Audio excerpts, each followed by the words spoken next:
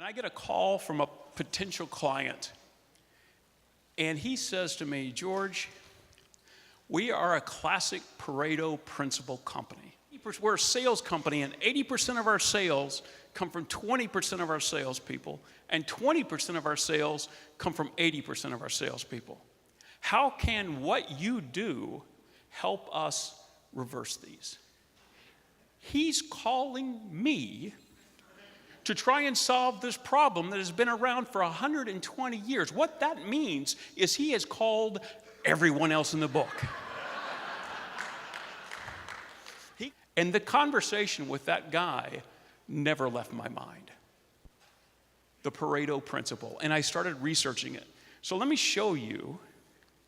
This is Vilfredo Pareto. He's an Italian, 18th century Italian. Vilfredo Pareto. And can we all agree every name sounds better in Italian? Because think about it, if he's an American, he's Willie Parrott. Nobody cares about his principle. What is it? What is the Parrott principle? Is it the one where Polly gets 80% of the crackers? No.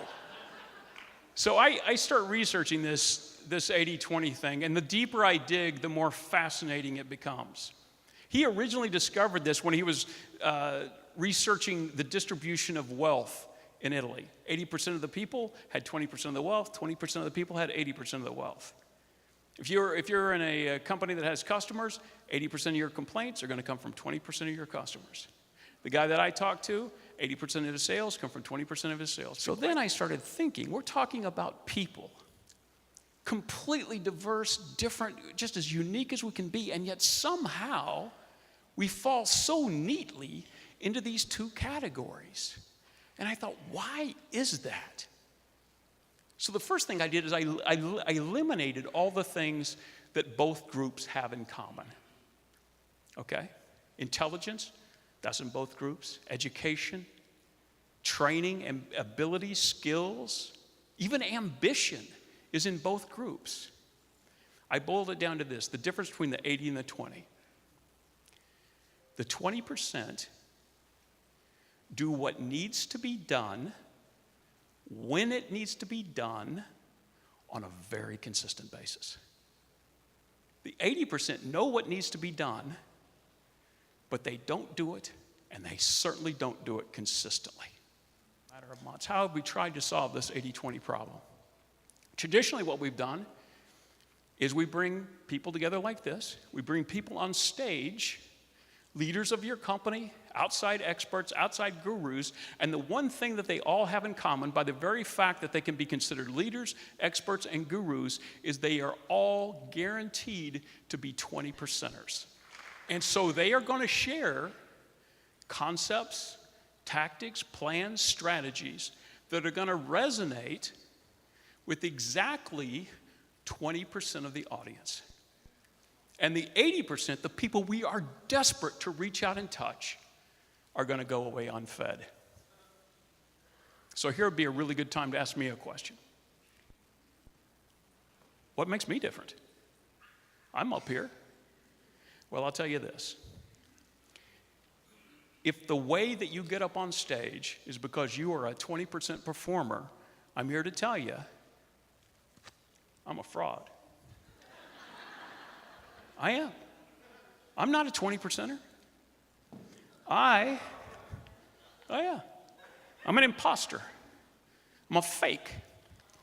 I am born and bred, card-carrying member of the 80%. Now, don't get me wrong. I can look like a 20%er.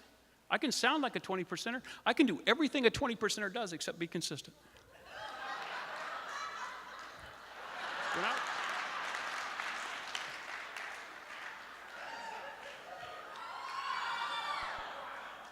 If you're sitting out there and you think, I have a problem with consistency, I think I might be in the 80%. Understand this. I am not talking down to you.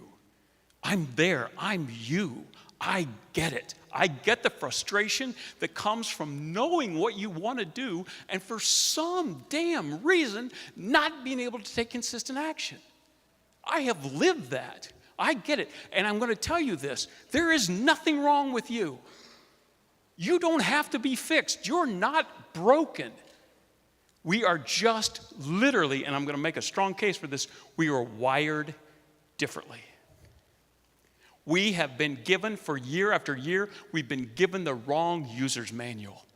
And it's like trying to operate the dishwasher with the user's manual from the blender. And no matter how many times you press puree, the dishes don't get clean.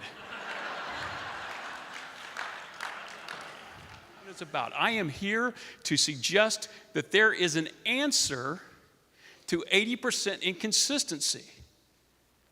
It is just different than the answer that the 20% use. It is possible for an unbelievably inconsistent 80%er to find consistency to the point of constancy.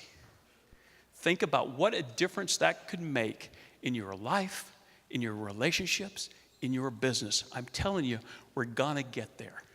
Okay. So back in the late 1960s, early 1970s, a Stanford researcher by the name of George Michell did a test that became famously known as the marshmallow test. And what he did is he rounded up 300 5-year-olds right there. That's got to be the hardest part of the whole thing. From them, he set a marshmallow on the table. He said, here's what we're going to do. I'm going to leave. I'm going to be gone about 15 minutes. You're free to eat the marshmallow. However, if you don't eat the marshmallow, if you wait, I will give you 2 marshmallows. 20% displayed the ability to express delayed gratification. 80% instant gratification. When the kids are in their 40s, late 30s, early 40s, they found that the 20% that didn't eat the marshmallow had more educational attainment, more career advancement, they earned more, their relationships were better, and actually their body mass index was less. They were actually healthier. At age 5, when I say we are different, the 80%, we are hardwired. It shows up at least by age 5, probably before that. We are hardwired for instant gratification, when delayed gratification is the thing that's going to be the key to our success. If delayed gratification is the key to success, and I can't do that, then what I have to do is I have to find a way, a method, a tactic, a strategy whereby I can put my insatiable desire for instant gratification in service of attaining long-term goals. And I'm going to make a statement that is going to upset a bunch of you. Goal setting doesn't work. Not for the 80%. Because think about, what is a goal? A goal is this far off, distant, delayed gratification.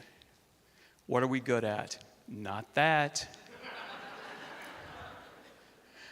I'm going to make a suggestion for the 80% that we set goals. And they aren't even goals, they're directions. When I decided that I was going to work on being in shape, I didn't say, I'm going to weigh 170 pounds by June 30. I didn't say any of those things. What I said was, I'm going to be healthier, fitter, stronger. They were all goals. It was a direction that I was going to head in. And see, I can make the case that after every single workout that I have done, I am healthier, I am fitter, I am stronger. What I am doing is I'm allowing myself to take instant gratification to push me towards my eventual goal. I hit my goal every day. It's fantastic. It's addictive. And it's just a simple change in mind. Somebody said to me, well, this is just a mind game. Well, where do you think this is going to be played? The reason why I was able to work out 371 days in a row was not because it was ever my intention. If you had told me up front, listen, we were going to want you to work out for a solid year, I would have laughed at you.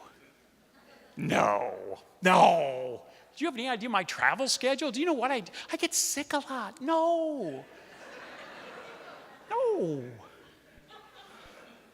Day we win. Nobody in the history of time has ever done anything tomorrow. Ever. I can prove it to you. We've got a lot of sharp people in here. I'm going to give you. I'm going to say go, and I'm going to give you 3 seconds. Here's what I want you to do. Ready? Do something tomorrow. Go.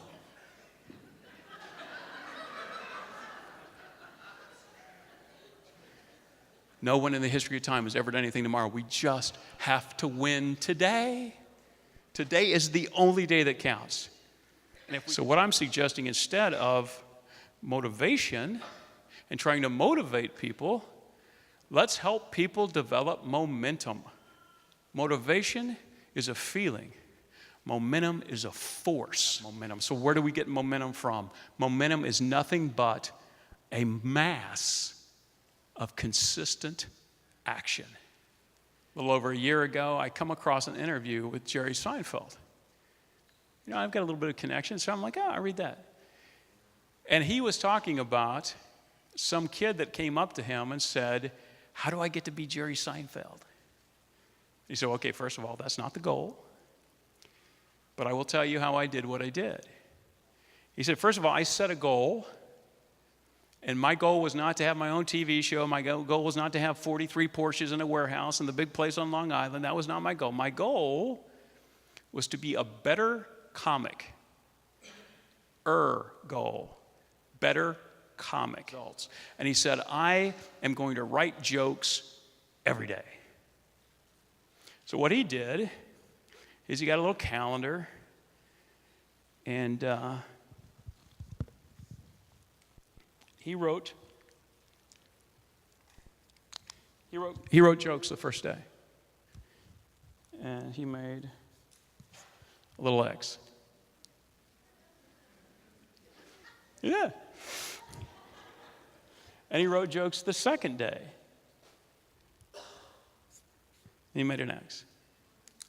Now, most people would look at that and say, hey, 2 X's. He did not. What he saw was a link of was a chain of 2 links. The third day, he only has one goal. Very simple, because when we're trying to rewire our brains, it's got to be very simple. You can't have 27 permutations and 47 alternatives. It's got to be very simple. His goal the third day was simply this: don't break the chain. You want to ask yourself why Jerry Seinfeld is the highest earning comedian in the world? Don't break the chain. Do not be thrown off by the simplicity of this. It has to be simple. Not because we as 80%ers are simple. Oh no, quite the contrary. We're complex. We are fully capable of carrying on 37 simultaneous conflicting conversations in our head at one time. Yeah, I can do this. I don't think you can do it. No, you can. No, I can't. No, this time's different. That's what you said last time when you said it was. We've got to keep it very, very, very simple. I know for the first time in my life, I can make a promise to myself, and I'm going to keep it. Man, that feels good. Especially when you haven't been able to do that your whole life. A guy flew into LaGuardia Airport in New York, and he's a young, good-looking guy. That's how we know the story isn't about me. And a very long taxi line,